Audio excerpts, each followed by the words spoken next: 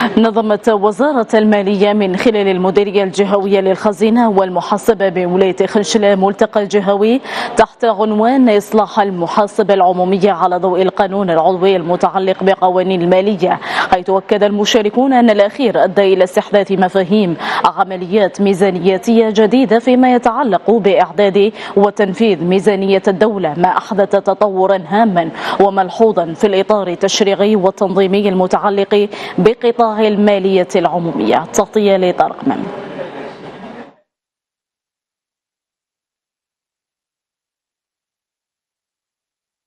ملتقى اليوم يعد الملتقى العاشر في إطار سلسلة الملتقيات التي تنظمها المديرية العامة للخزينة والمحاسبة.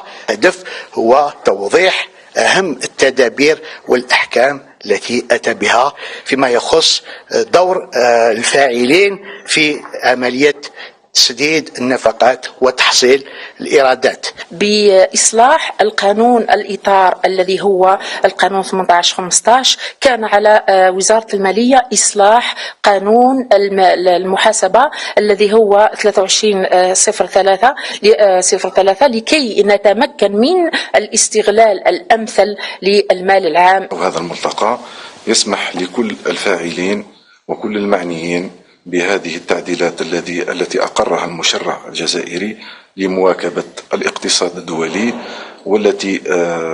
والتي إصلاحات على غرار باقي الإصلاحات التي خصت جميع قطاعات الدولة.